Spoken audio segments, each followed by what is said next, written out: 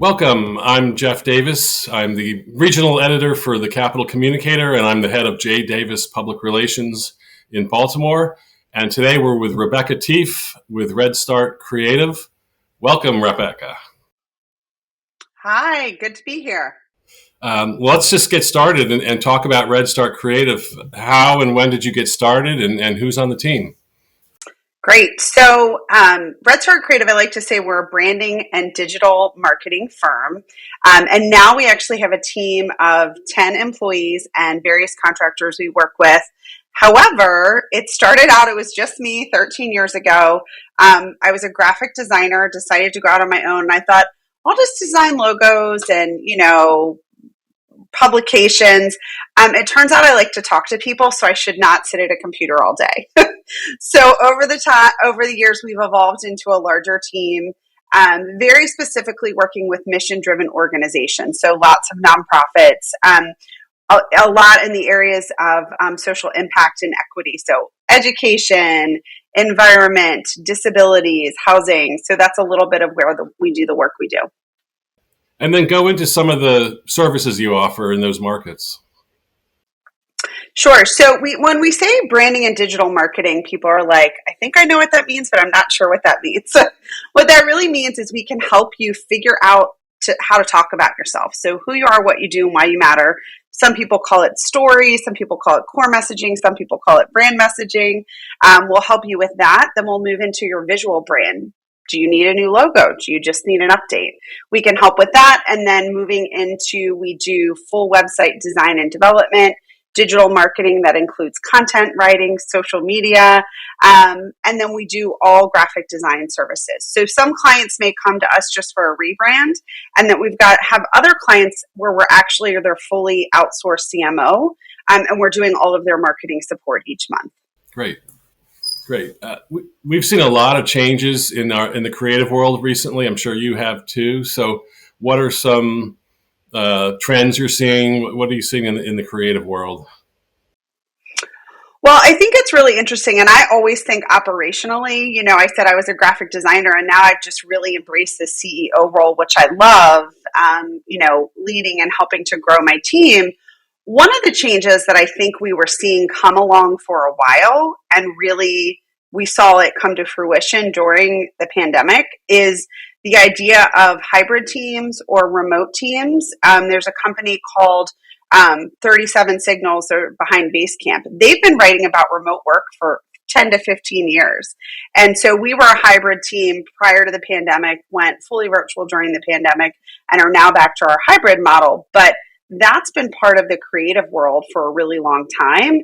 And now I think we're seeing that impact really firmly take hold in the creative field, and then in other industries as well. Interesting.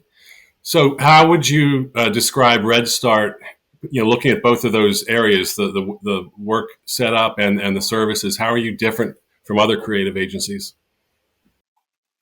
So I think one thing that makes us different is we got really clear on who we want to work with, a couple years into when we existed. We realized we kept coming back to the same type of clients where we really liked the work. So at first I was like, let's help nonprofits and small businesses.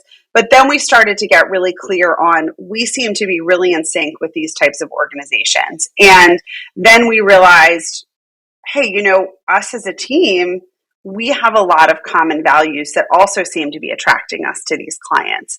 And so it was really, we were starting to do some work around hiring with a DEI lens. And then we actually took a look at our values. We're like, we all kind of understand each other, but do people externally understand us? And so we have really embraced being able to be a very values forward company and say, we're a highly collaborative team. And this is something that makes us work really well.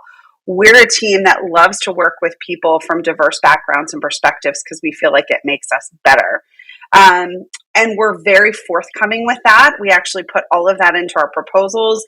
I would say we're in April now. We actually put in language saying, listen, if a team like this excites you, we might be a really great fit to work with you. And here are the different ways we work, and here are the different ways that we collaborate. And so we like to think we are trying to give everybody a very full picture of who we are before we jump in and work together, because there's a lot of great creative agencies out there, right? And that fit and that chemistry is so important to the work that you do together. Yeah, I've been impressed with what you've done with DEI, and a lot of companies are, they post on social media, they close on Juneteenth, and they think they've done, the right thing. Can you go a little bit deeper in some of the areas that you've explored with DEI, and what kind of reaction you've gotten there?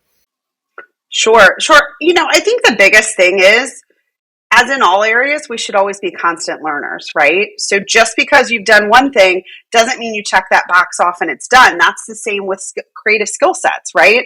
I don't just say, oh, great, I got a design degree 20 years ago, I'm done.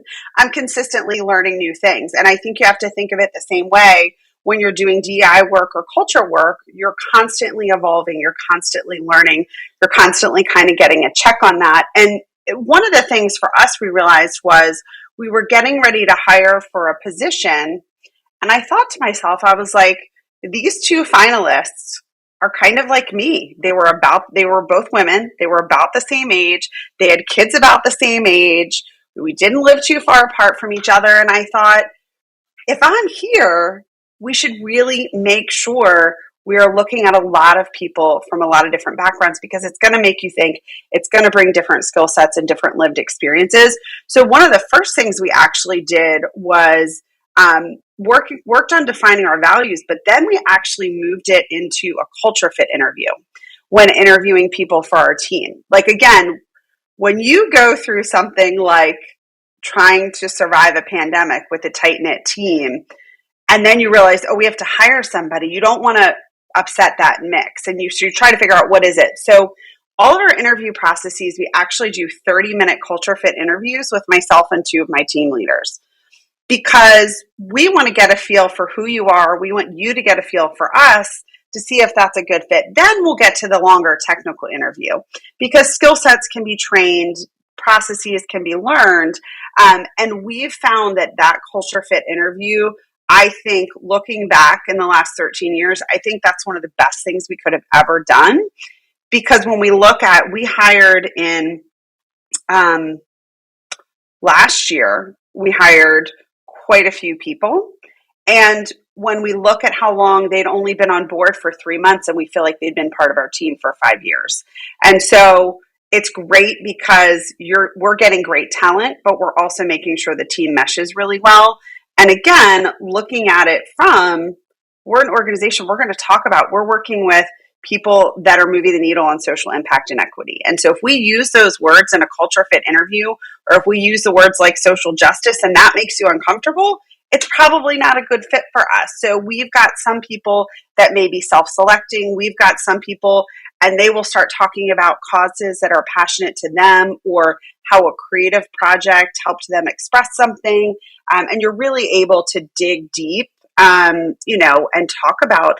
I also love asking people, what type of work environment do you thrive in, right? Because we want to make accommodations for people. And when you're doing hybrid, we've got our collaborative time in the office, and then people can choose to work where they want. So we've got 3 or 4 of us that come in a little more regularly to the office. And then we've got other people that just come in on Tuesdays and Thursdays for our team meetings, because they have a workspace that works for them at home, or they like to work from a coffee shop, and that's what suits them best. Great. Let's talk about your clients a little bit. Who are some of your clients? Or you've talked about the categories. Who are some clients, and what any campaigns you want to mention? Oh my gosh, that's so hard. I actually think one thing that I'm really, really excited about is we've worked with Baltimore Healthy Start for years, and really their goal has been to reduce infant mortality in Baltimore City. Obviously, lots of conversation around children, pregnant women during COVID. So recently we were able to support them in some conversations, and they were able to put forth a PSA around pregnant women and vaccinations. And they were able to get a partner, a local media partner, to do the video and get some airtime. But we were able to take what we knew about them, and we've done bus ads for them. We've done their websites. We've done a lot of different things. We've also done a lot of work with environmental organizations. And I think when people think environmental organizations, they think, oh, yeah, like save the earth. That's great. Global warming, whatever. But when you actually look at the root of a lot of environmental organizations, there's a community focus and there's a quality of life that is directly tied to equity and access. And so for us, we really love doing that. So we have, I think 2 or 3 environmental organization websites in the works right now. We've also helped a national organization for juvenile rights rebrand. So that website's going to come soon. So we've had some really interesting projects where we found that collaboration and that alignment on the mission. Great. Let's go back to the talent discussion. As you know, in our business, the talent, looking for talent, finding talent, keeping talent is top of mind. And I gather that through your process, first you start with getting the right people there. But anything else about your culture, or what you do to keep folks and attract new ones? Well, first off, I have an amazing team, and wherever I can, I like to give them credit. We would not be where we are without our team. I have some amazing team leaders that lead our different departments. So I've got a head of digital, a head of creative, a head of content. We're not a ginormous team, but they're allowed to take ownership of that, which I think is really important. The other thing that was very important to me is, we had 18 to 24 months of challenges placed in front of people that they had no control over, right? So people on my team, including myself, had challenges everywhere from childcare to illness to bandwidth at their houses, on the internet. And I think what was important to me to make sure I was doing is, am I showing empathy? Am I showing compassion? Am I showing understanding? And how can we be flexible and work around these circumstances? And so we had a lot of conversations as teams, and I will tell you, we were a team because we had a hybrid element and a virtual element. Pre-pandemic, you would see babies, kids, dogs, cats. You would see those on our Zoom calls because that's part of who we are.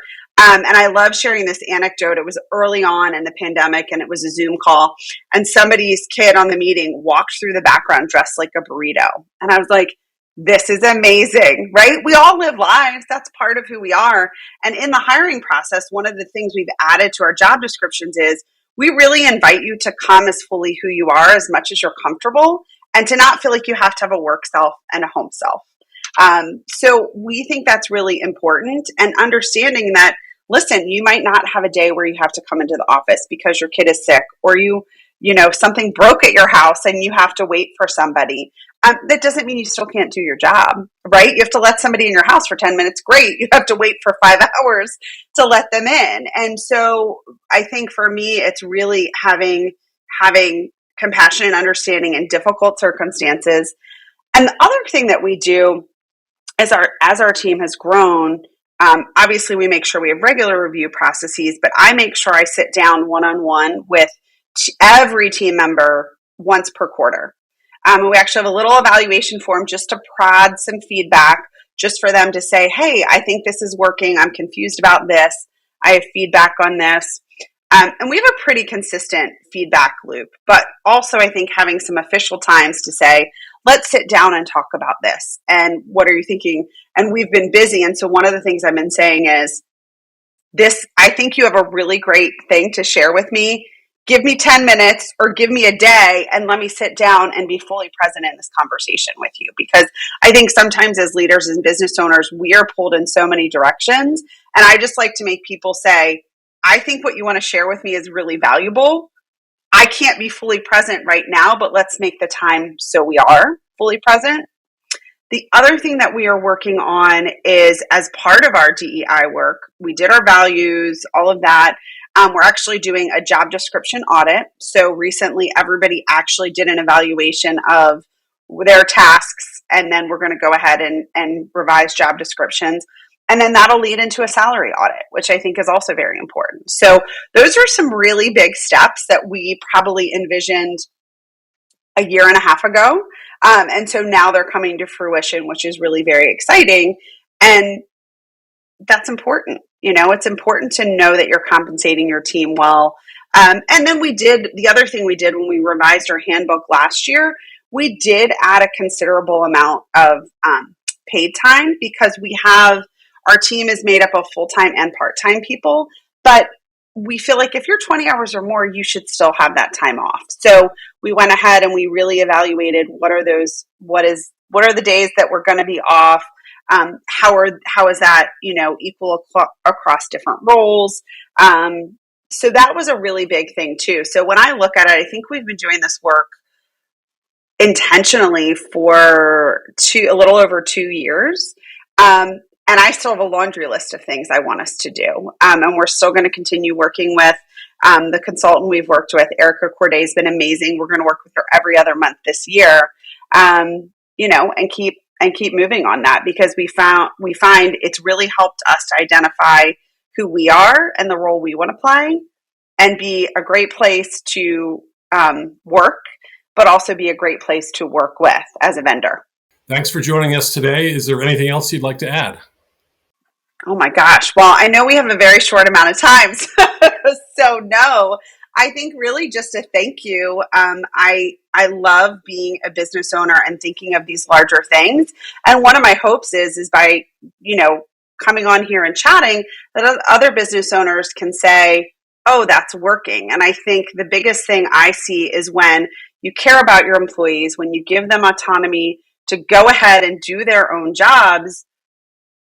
I have never seen a team work harder than my team did during the pandemic and support one another. And so you're really going to have people be invested. And by caring for people and making sure you're a great place to work, that's only going to make your company that much stronger. How can our viewers contact you and learn more about Redstart? Everything is Redstart Creative. So you can certainly pop over to our website. We update content 2 or 3 times a month. We like to give information, so it's not a how to work with us. It's actually tips of whatever might be happening. And then you can follow us on Facebook and Instagram. Great. Thanks for joining us. Thank you.